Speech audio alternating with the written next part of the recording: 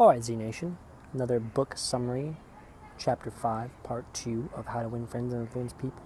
Reading it for the second time. I'm here at Crangewood Park. Just finished that chapter. As you can see, bada bing, bada boom, how to interest people for Chapter 5, talking in terms of their own particular interests. So the chapter opens up by mentioning how Theodore Roosevelt applied this same principle. Whenever he met a new person, somebody that was scheduled that he was going to meet physically, he knew for the day, or prior days in advance, he would take the time and effort to do his research on it. So it gave the example, actually, I didn't really give an example particularly of somebody especially that Roosevelt met, but whenever Roosevelt expected a visitor, he sat up late the night before, reading up on the subject in which he knew his guests were particularly interested in. The genial, which is cheerful and friendly. William Lyon Phelps, essayist and professor of literature at Yale, learned this lesson early in life. When I was 8 years old and was spending a weekend visiting my aunt Libby Lindsay at her home in Stratford on the Housatonic. No idea where that's at. Probably somewhere on the east coast of the U.S. Totally just guessing. He wrote in his essay on human nature, a middle-aged man called one evening, and after a polite skirmish with my aunt, he devoted his attention to me. At this time, I happened to be excited about boats, and the visitor discussed the subject in a way that seemed to be particularly interesting. After he left, I spoke of him with enthusiasm. What a man! My aunt informed me he was a New York lawyer, that he cared nothing whatever about boats, that he took not the slightest interest in the subject. But why then did he talk all the time about boats? Wait for it. Because he is a gentleman. He saw you were interested in boats, and he talked about the things he knew would interest and please you. He made himself agreeable. Therein lies the way to go about it. How to interest people, talk about their interests, and show enthusiasm and passion when it comes to talking about those interests. He then went to add, I never forgot my aunt's remark. As I write this chapter, I have before me a letter from Edward I. Chalif, who was active in a Boy Scout work. And to kind of sum up the story a little bit, as I just lose my page that I'm talking about. So this guy that was organizing a trip for Boy Scouts, I think he had about 5 kids that he wanted to take over to Europe for a get-together for a Boy Scouts meetup, whatever it was back then. Anyways, he wanted to go to this well-established businessman to see if this businessman could finance one of his kids' portions of the trip.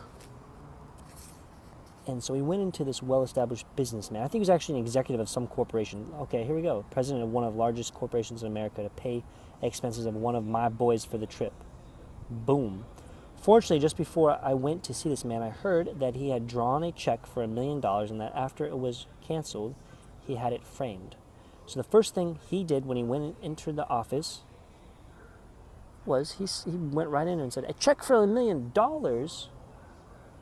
He knew that anybody had ever written such a check. He knew nobody that ever written such a check, and that he wanted to tell his boys that he had actually seen a check. So he gladly showed it to him and admired it and asked him to tell me all about how it happened to be drawn. So right off the bat, he took an interest in that person that he was going to see, rather than right away asking what he wanted. It's again playing off of talking in terms of how it's valuable to them rather than to you, or their interests before your interests.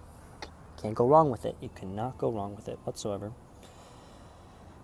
To sum up that story, the man gratefully paid for all 5 of the boys' trips and then some. He paid enough money. He gave them a line of credit so they could spend 7 weeks in Europe, and then also met up with them in Paris to show them around the city. So it just goes to show you this principle, taking an interest and talking in interest for another person, talking in that person's interests. Massive. Man, as my neck is bugging me.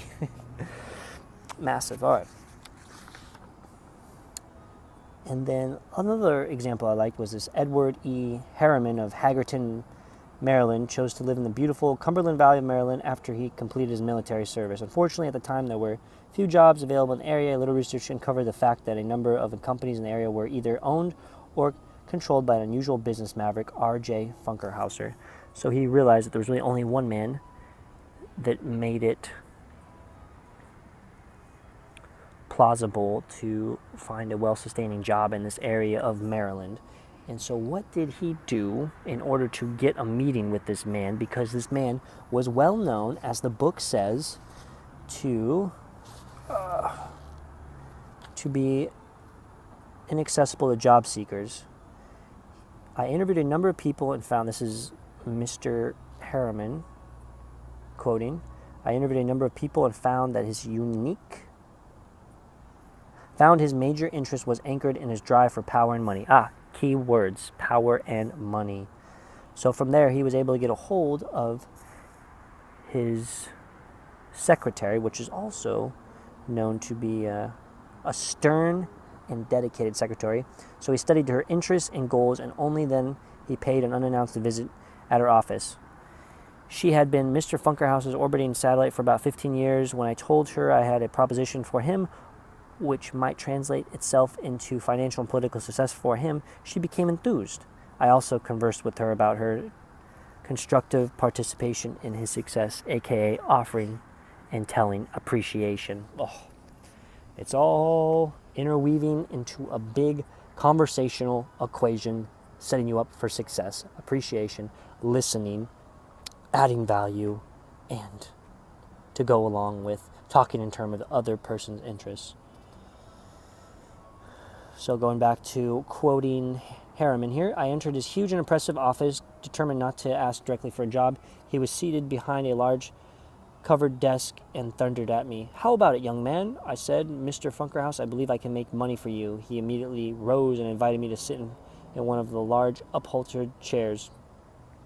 I enumerated my ideas and the qualifications I had to realize these ideas, as well as how they would contribute to his personal success and that of his business. RJ, as he became known to me, hired me at once, and for over 20 years I have grown in the enterprise, and we both have prospered. Bada bing, bada boom. Talk in terms of the other person's interests. Principle 5. Yes, sirree, Bob. Principle 5. Chapter 5 in the books. Catch you in the next one. Peace.